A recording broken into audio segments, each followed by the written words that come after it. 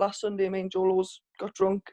I was on social media, man, tagging Eddie Hearn in. Oh God, it was funny. Welcome everybody to In the Spotlight, and I'm so pleased to be joined by boxer April Hunter. April in her cozy green hoodie, which I love and I'm very jealous of, by the way. Great colour. I reckon it's blue. Do you reckon it's turquoise? Green? Blue? It's green, no? I don't know. I'd say light blue. Would you? Know. Maybe I'm wrong. Blue, green. Maybe it's turquoise. It's not like. Do you remember that? Do you remember that picture years ago? The gold dress and the blue dress. Was it white? Was it white and gold or gold? And people were saying loads of different things. Yeah. Yeah. Don't start me on that, because that confused the life out of me. I thought people were messing with my head. So don't tell me that's blue. That's green, surely. Blue. End of interview. Thanks so much for joining me, though. How are you finding lockdown? Do you know what? I think as an athlete, like, life's not that much different. You don't go out, you don't really do anything. Apart from actually, last Sunday, me and Jolos got drunk in the sitting room, first drinks since last year. That was eventful. But I was on social media, man, tagging Eddie Hearn in. Oh God, it was funny. But and then we made that video for Savannah. Did you not see it? The Clarissa Shields video. Oh my goodness, it's hilarious. It's hilarious. I've got the Savannah impression down to a T, haven't I? I've nailed it. It was very, very spot on. Yeah. After speaking to Savannah a couple of weeks ago, it was just spot on. Yeah. It was good, wasn't it? So we literally had that much fun that day making that video. And me and Joe were meant to be going on holiday, and obviously we're not now. He was like, should we have a pina colada? And then a pina colada just escalated. And, I'm so drunk. I was like, woke up the next morning, I was ill for about 3 days. I hadn't drunk properly last year, really. I was like, never again. Never, ever again. But other than that, lockdown, Joe's got like a gym in his back garden. So, like, literally, I mean, like a full-size gym. So it's like, it's like got a boxing ring, 3 boxing bags, treadmills. You've got all the weight stuff. So I've just been training there every day. So it's not that I haven't been training. So, like, some boxers are struggling. They've not been punching bags. Not been going to the gym. We've been sparring and everything. So, other than it's been tough not seeing my coach, because my coach's little girl's high risk. So we can't see him for like 12 weeks. But other than that, I'm actually, apart from putting weight on, I've been left to fend for myself. No meal prep. So I've been training super hard, but then just eating loads. But I think most non-athletes will be really happy to hear that, to be honest with you, because we're all in that same boat. I mean, the fridge is our best friend. Man, there's nobody not put weight on. Well, everyone's put a little bit on, surely. Definitely. Well, what did you send to Eddie Hearn? I think I've done an impression of him as well. And we had a mask of him. I did see the mask. I did see the masks. Did he respond? Nah, I don't think he's seen. I'm glad. Oh, it was a funny day. But it's all about that sort of thing, isn't it? No? Yeah, creating those memories during this time, right? Yeah, definitely. I think there's so much negativity going on, just having a little bit of a laugh. It was really funny. So I love that. Do you read all the stuff that's going on? Do you keep up to date with it? Do you allow that sort of negativity to come in? At the start, I did. I was reading up on it loads, and then I thought, God, I'm gonna have to stop reading the news. This is making us feel depressed. So I've got the Sky News app, and that pops up. But I've been trying not to watch the news or anything like obsessing over it, because I think it's just all negativity, and what will be. So I was at the start, and I'm not anymore. So what about boxing then? So you've had 2 professional fights. You were ready for really big step up at the start of April on a packed Newcastle card that looked just amazing. I was so looking forward to watching it. But as a boxer, that gets cancelled. Boxing gets cancelled. You earn your money through ticket sales, mainly. How's that? What's the situation are you in right now? Such a tough year, because I was meant to be boxing February on the MTK show, and my opponent had a stroke. So like that was 2 weeks before, and we couldn't seem to line anything up. So I didn't box in February, and then obviously I had April 4th. Obviously I made my debut on the Newcastle Britain Davies card. So, and then I boxed at Christmas. So I've not boxed since Christmas now. So I've got good sponsors, but I was really banking on that money. You know, like financially, it was a good wage that Eddie Hearn show. So, and I didn't turn professional till October, November last year. So like, I know like a couple of my friends there, like the government's covering the self-employed tax thing, and I didn't apply for that. So I've just had to apply for universal credit. So, and it's tough, but my partner's supportive. I've got good sponsors who've stuck by us, and if I didn't have my sponsors, I'd be in big trouble. How long do you think you can continue in boxing at the current situation where there's obviously little going on and it doesn't look like there's going to be any, crowds at arenas? I didn't have my girlfriend to help us. I'd probably have to get a job. That's the honest truth. Like, if I didn't have my girlfriend and my sponsors, and that's like, I'd have to get a job. And I think I've learned a good life lesson. Like, my last fight, I got the money, I went on nice holidays, and I just spent it. Like, now going forward, I'm going to save, because I just don't know what's around the corner there. Has it changed your perspective about your future in boxing? Nah, the goal remains the same. Like, I love boxing so much. Like, I would never give up on it. I'm never going to come into it and I'm going to follow through till the very end with this. So it's not going to change my end goal. But obviously it is tough. Times are really tough. But I've got people around us that believe in us, and I wouldn't, just because I'm financially struggling, get back on it. You know what I mean? I'll grind through.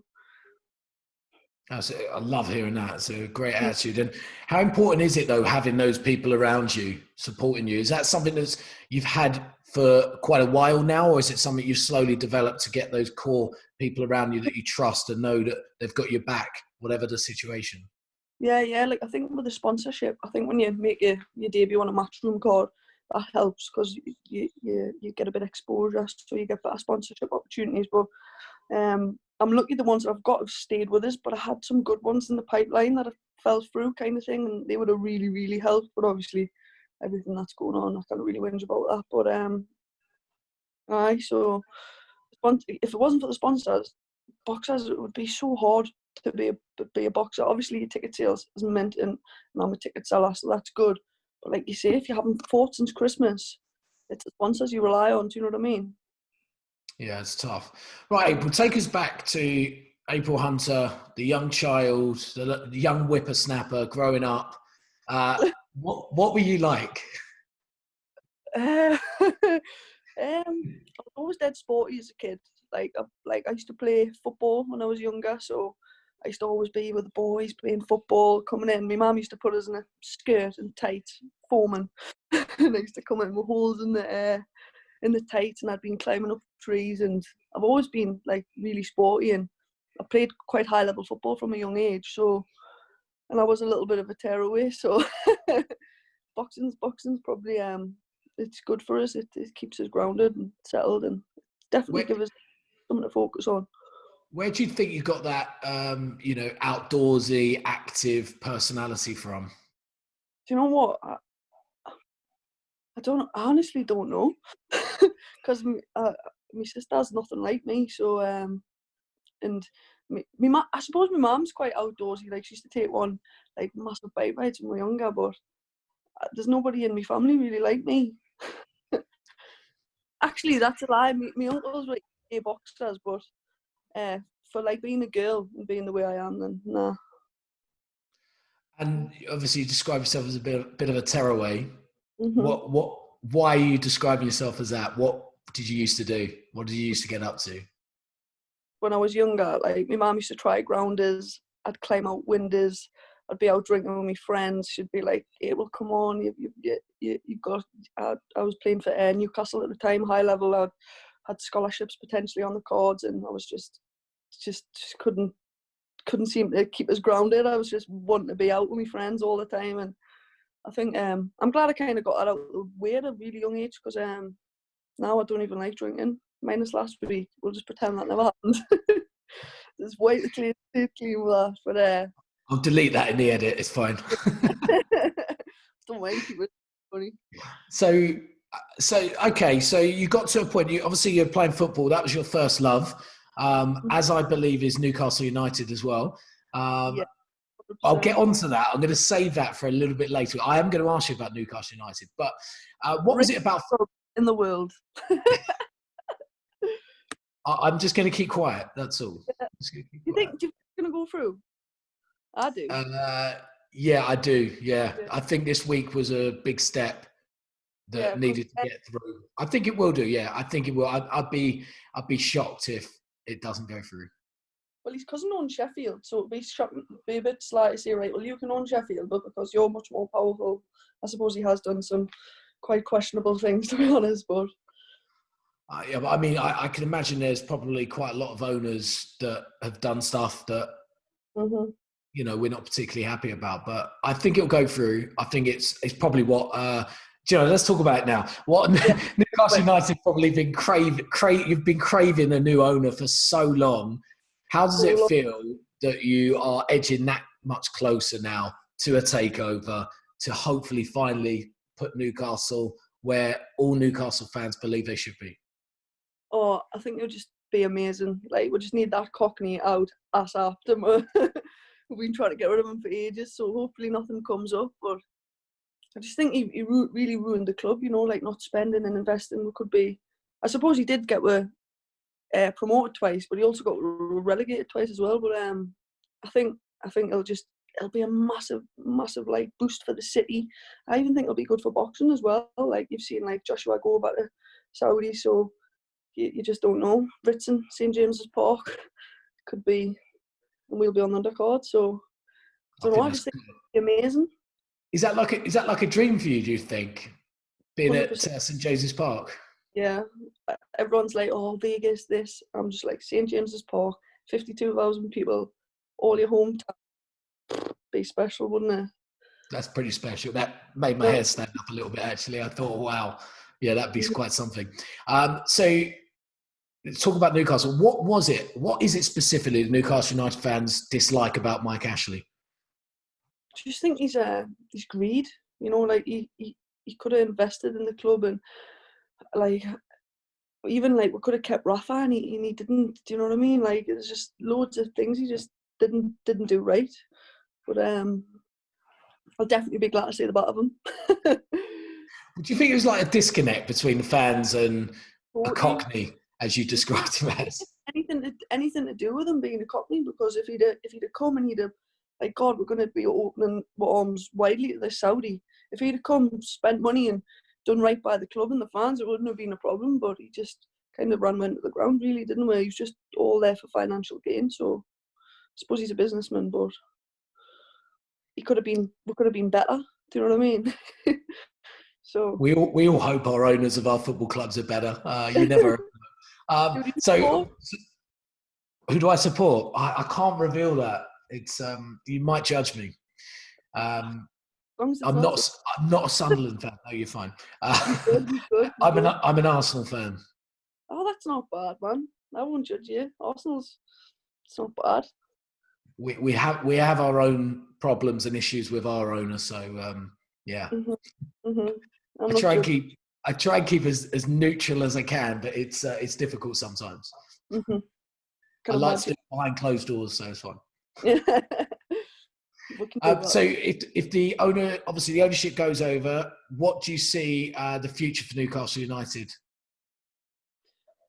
I think because obviously there's that cap in it where you can't just spend on anything, so you can only spend what you earn. So it might take a couple of years, but look at Man City now. Do you know what I mean? That's the dream. It'd be unreal. Love that. Reason why that can't be the case. We've got a massive stadium. We've got amazing fans that'll follow them everywhere.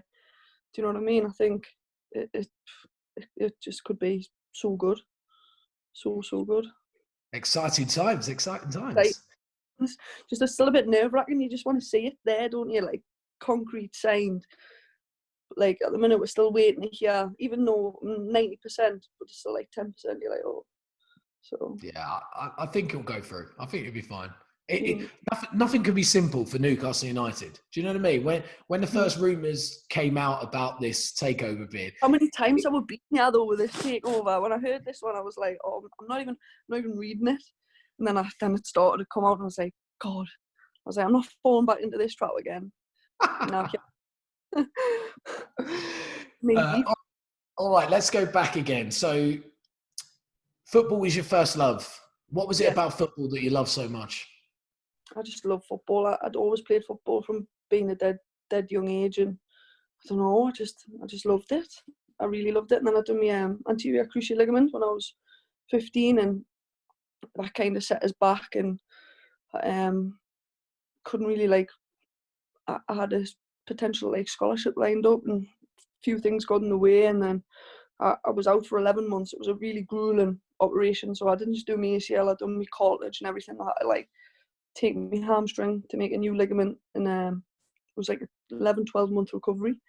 And in that time I just put loads of weight on because I'd always been dead active, training every day, and then you go from training every day, eating the same but not training, and it just put loads of weight on, and basically, and then just fell in the cycle of going out with your friends every weekend, and I was in that for a couple of years, and then I went to the gym to lose weight, and I was on the pads with my coach Lee Graham at the time, and he said, you're super, you're talented, please come back.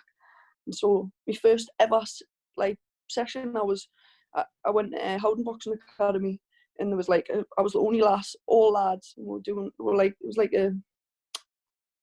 a spar in the ring where the winner stays in, your lad shots and the winner stays in. And that was my first session, just getting stuck in with all the lads, and nothing's ever changed really since then. Did that ever bother you, being the only girl to step in the ring with all the lads? I was quite used to it. When I was at high school, I was the only female to train with the male team at school. So I've always been even in primary school, I used to get picked for the lads team, not the girls team.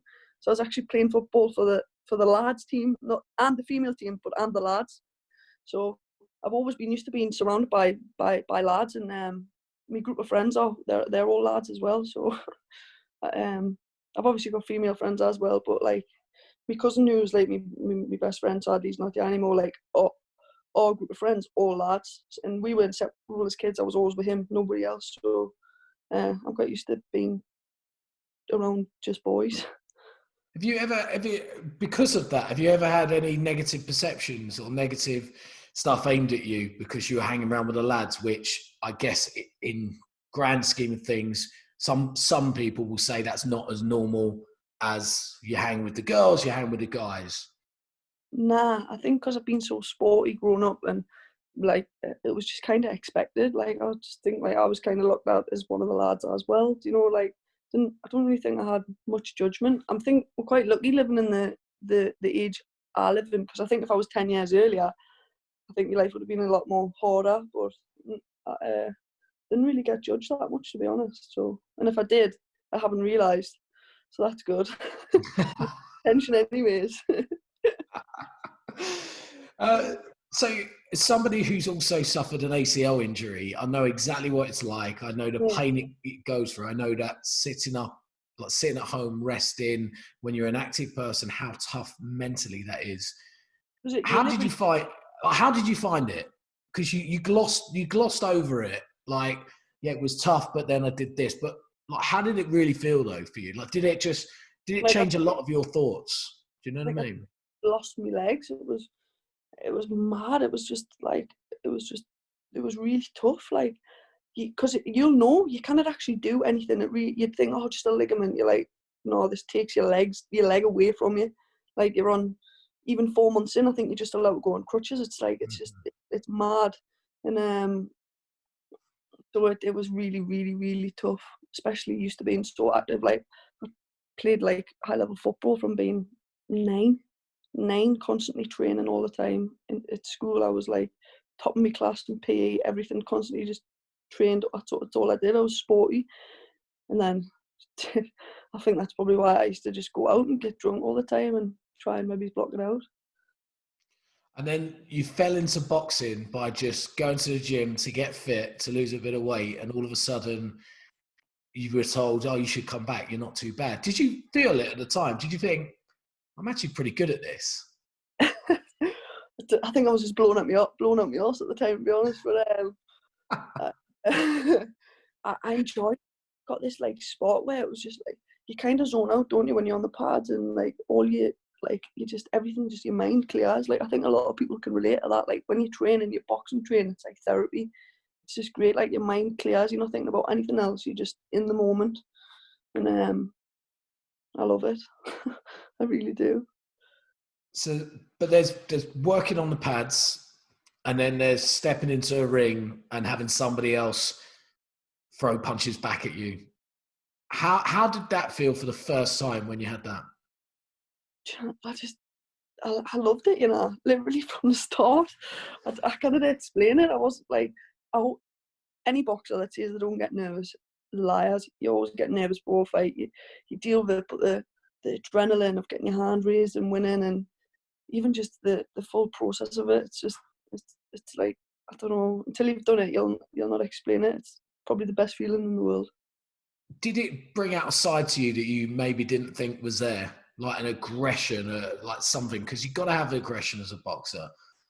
Did it bring Nah, that side out of you, or are you always just cool, calm, collected, in the zone? I think boxing calmed me down, to be honest. I think it like showed us discipline, and I think it calmed us down and focused us and made us more disciplined, if anything. I don't think it brought out any aggression or anything. I think it helped tame any of that and focus it into something positive. So I think that's how I would describe it, to be honest. And then you decided you were that good, and you decided to, obviously you were fighting amateurs first. How was that experience? I love being an amateur boxer. I literally loved it. Like I love tournaments, going away, fighting 3 days off the belt, and uh, I actually loved being an amateur. When I first turned pro, because it took so long, I was missing it. But and obviously now I've not boxed since Christmas, so that's one good thing about being an amateur. You know, you're busy, you can be busy, and but I enjoyed being an amateur boxer. I just think it can be quite political. Like the decisions can be, you can be on the wrong end of a decision quite often when it shouldn't be the case. So I suppose you probably get that in pro boxing as well. But I think it'll be less political than amateur boxing. How do you cope with those decisions when they're made? You know, when you put all the effort in, you step into the ring, you're fighting hard, you're giving it your all, and then all of a sudden the decision goes against you that really shouldn't do. How do you cope with that? I don't know. It's tough, but you just gotta like you don't lose, you learn. That's what my coach used to always say to us. So you've just got to dust yourself off. And I think sometimes you learn more for loss than you do off a win, because if you just win, you don't change anything. You lose, you go back, you look and you think, right, well, this could have been better, this could have been better. And you really you apply yourself more. So I think any amateur boxer should be worried about their record, like who are boxing at the minute. You've just got to get as active as possible and as much experience. I wish I had more amateurs than I did, but the opportunity come when it come, and I had to take it. So. And you obviously you're traveling around a lot as an amateur. Yeah. What was that like? How much was it? A lot of fun as well when you're traveling to like different countries, etc. Yeah, it was. I didn't box abroad. I've only boxed in this country, actually, me. But Okay. but it's good. You're constantly up and down the country. You know, you're all over the shop. And I've obviously boxed internationally. Like I boxed a Swedish girl called Marianne, and that was at the Harringay Box Cup, which is probably one of the best box cups to box in. I loved that. The experience is meant you box over the weekend. There's a big party outside and like loads of food stalls, and it's a mint experience. But I don't know. It's just great. You're just busy all the time, aren't you, as an amateur, and you've always got to stay ready. Like at least when you're a pro, you've got like our gym don't really do camps. We're in the gym all the time, anyways. But as an amateur, you just constantly just got to stay ready, because it's a couple of weeks, a month. You can have a little layoff, but then you don't know when you're gonna get the opportunity. You've just got to be ready all the time. So I probably miss it, to be honest. I was going to say even more now with obviously the delay that's going on as well. The decision to turn pro, what was that decision? Where did it come from? How did it come about? Basically, there's a promoter from Newcastle called Steve Rafe, and he approached us. They were doing an ITV series about Newcastle boxing. So they'd asked Joe Laws, me. There was a couple of us that they'd asked, and I even got an iPad off ITV. We were documenting. I took it down to Haringey, and then it fell through. So basically, that's how it started. So I met up with a woman from ITV. I said, right, they said, right, we'll pay for you to turn over. We want to document your last amateur fight, your first pro fight. I was like, right, okay. And then I kind of didn't hear anything. I'd had these meetings and then it got the ball rolling. And then I went to the Ritz and Robbie Davies' press conference, and I seen Eddie Hearn, and I just said, listen, I said, I'll sell 400 tickets. He said, you're on. And then that was it. I didn't end up signing with Steve Rafe. I thought Joe Laws was with Phil Jeffries at the time, and so was Ritson. And I thought, like, he's the man to be with if you're from the North East. So I signed with Phil Jeffries, and then I made my debut on the Matchroom card 6 weeks later. And it was just mad. And then I've not looked back since. So where's this confidence to just stroll up to Eddie Hearn and go, if you put me on a show, I'm going to sell 400 tickets? Where's it come from? Because people don't normally do stuff like that. Do you know what? I was with my coach and he was going, go on, go on, go on. And I was like, no, man, no. He's like, go on. And I was like, right, okay. And I just did it. He's like, go on and speak to him. And, like, no. And how was he when he spoke to you? Was he a bit like, oh, whatever, mate, or whatever, nah. That's my Eddie Hearn impression, by the way. Sorry, Eddie. Nah, do you know, I went, how's your weight? And I smiled. I went, I'm 69 kilograms. And he laughed. He said, you're lying. He said, will you be ready? I said, I'll be ready. And he said, I think he said it was, so what will he be? And I said, I'll be a welterweight. And he said, oh, you're quite big for a welter. And I was like, yeah. And then it went, and that's when he asked us about my weight, and he laughed. And I think I was probably about 72. And I was like, I'm 69. any weight a boxer gives adds 3 kilo. I think we do that in normal life as well. So I don't think that's just boxing related either. So talk me through it, stepping out on that Matchroom card in Newcastle, making your professional debut. Obviously you said you get nervous, as all boxers probably do. Were you excited though? Was there a buzz that you've never felt before? You're like, I think you're more excited than nervous. It's just like learning how to gauge them. But it was unreal. I'd actually slept really well the night before I woke up. I was dead relaxed. My friend who was a pro boxer as well, Rob Ismay, he come picked us up and he was like, geez, you're dead chilled. He said, I think I'm more nervous than you. And then I was just dead chilled, get my hands wrapped. Then 20 minutes before, it's just like a boom. You start hitting the pads and then you start feeling it. And then it was just mint. I come out. The arena was just filling up at the time because there was still quite a few people, like all my friends and me. There was at least a couple of thousand people there, but it wasn't like full. And it was just mad. It was just a mad experience. Just probably the best night of my life to date by far. That's so amazing. I love that. And many more to come, no doubt about Many it. more. Bigger one. Definitely. Mm-hmm. Are you an ambitious person? You seem like you're an ambitious person.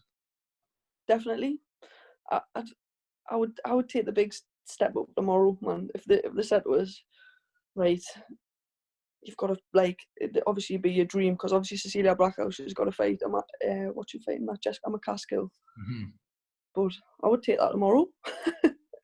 Why not? Of course you would. You don't get into boxing not to fight the best there. So.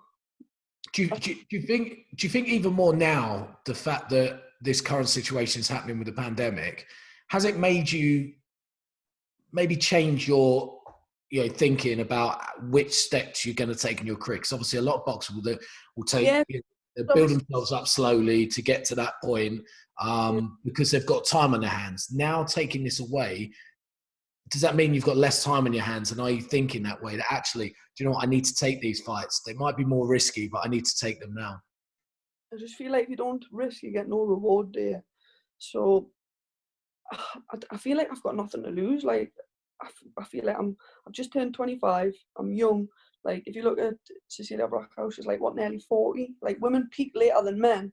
And I've only been boxing for 3-4 years at max. So the next 3-4 years, I can't see why I can't achieve all my dreams. As long as I work hard, I've got like amazing sparring partners. Like I spar Joe Low's engine is unbelievable. Then you've got Tommy Hodgson, who's technically gifted, and I've got Savannah, who's 3 weights above us, and we're having competitive spars. Do you know what I mean? I feel like as long as I keep getting that high level sparring, I can't see why I can't really achieve everything I want to. And everything, timing and everything, though, innit? You've got to get the right things at the right time, and obviously it's probably a bit of luck as well. But I'm quite excited about it, to be honest. just keep bugging Eddie Hearn. Maybe not send him drunken posts on social media, but keep bugging him. I'm sure he'll get you on one of his shows. Have you, like your management company, your promoters? You spoke about, we've seen in the news recently that Eddie Hearn's looking to potentially put these fights on within the Matchroom boxing stable in their garden. Yeah. Has there been any talk about any opportunities that might come your way at all? Nah, there's not been any talk because I think Eddie's got so many Matchroom fighters anyways. I feel like there's only 5 fights a card, there's only 5 shows, so that's only 25. He's probably going to have, he's going to look after his own first, isn't he? He's got some big fights to maybe get out of the way, but then again, it's going to cost him money, so he's going to probably want to fill some fights in with some, like a good undercard that's cheap for him. But we haven't actually spoke about anything, but when me and Joe have been speaking about it, we've just said, listen, we'll stay ready, we'll say all the right things. I said on an interview the other day that I'm willing to fight any British fighter my weight, even the one above. So I boxed at super welter as an amateur, so I don't see why I can't as a pro. It's only 3 kilos in it, and I'd need, if I was going to box as well, I'd need like a good 10-week camp to get back down. But so I just going to make myself available. So that's all I can really do, isn't it, at the minute? Eddie Hearn said that people, like English fighters, can't dodge each other. We need some domestic clashes, and it's different for the females though, because there's not many of us. So there's only, I think there's two girls that are English my weight. One that's went down, so she might come back up, and one's that's a welter. And then there's obviously Hannah Rankin, who's a super welter. I think that's all there is. So those domestic clashes, there shouldn't be any problem making them. Nah, there shouldn't. There's not many. So it's just whether he chooses to. Do you know what I mean? But I don't know. I feel like I've only out there. So I'm trying to think of a way to explain this. So I made my debut on a Matchroom card, then I was going to be on another one. So out of 4 fights, I would have had 2 on a Matchroom card. It's quite lucky, to be honest. So I think I'm on the right path. If I keep doing the right things, I can't see why Eddie Hearn can't sign us up. Eddie, if you're watching, sign up. She'll get you a green hoodie as well. Green. Blue. Oh man, it probably is green, to be fair. I don't know. It might be one of them jumpers. Is it one of those that used to be blue, but you've washed it so many times it's now green? Nah, it's not. I haven't had it enough. It's just green then, right? One of them like faded ones, so they're like meant to look washed out. So I don't know. Maybe it's just a washed out blue into a green. Green. There's no blue. It's green. Green. April, so you're a female boxer. What do your friends and family think about it? My mum is just like doesn't like the thought of us getting punched in the face, but I think that's any mother's not gonna like. I would hope that's quite a natural reaction. My mum wouldn't like it either. So, but other than that, I've got like my family are supportive of us, and so my mum still comes to me fights, but she doesn't really like watching. Do you know what I mean? She doesn't enjoy it, but yeah, one of them.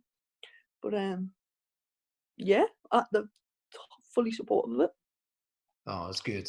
So I think that's important for you as well, right? To have the support from your friends, family, to push you forward as well. Right, just go back. Have you got any funny memories of boxing, either in the ring, sparring, training, going and fight in the amateurs? Just last week, we were sparring me, Joe, Thomas Hodgson. and we've been like changing to come in. So Tommy's been coming in the ring, and I've been coming out, and we've clashed heads. Literally, you couldn't have wrote it, man. It was funny. I've got loads of funny things, but probably none I should say on, yeah. Okay, I'll hold them off for that. Finally, April, I won't keep you. What's your ambitions then for the future? World champion? 100%. World champion, 100%. There you go. Said it. Gonna try it anyways. We're gonna give it a go. Yeah, definitely. Best attitude. Well, April, look, thank you so much for speaking to me. No, It's been an absolute pleasure. You are just incredibly likable. You really are. You're so down to earth. As a boxer, you're one of the calmest boxers, relaxed boxers I think I've ever spoken to. You just seem chilled, in your own mindset. You seem really strong mentally as well, which is brilliant. What's that? I'm glad it comes across like that. Sometimes you don't feel like that, but that's good. It comes across. It definitely comes across that way. Yeah, it really does. It seems like you're focused on what you need to do. You're speaking the right way. You're keeping yourself, bar last weekend, but that's just funny, and you're allowed that. Everyone's allowed to blow off. And if anybody hasn't seen those videos, just look on the Instagram page, because I did my research. I watched and I looked and I saw the masks of Eddie Hearn, which were brilliant. Clarissa Shields as well, man. The Clarissa Shields one, yeah. Man. Well, keep fit, keep in the gym, but when you have those blow-off nights, just keep recording it and videoing it, because it's incredibly entertaining. I will do, mate. I will do. Well, honestly, thanks so much. I wish you the best of luck, and hopefully I'll get to see you in action very soon. Hopefully, mate. Hopefully, fingers crossed. Take care, yeah? You too.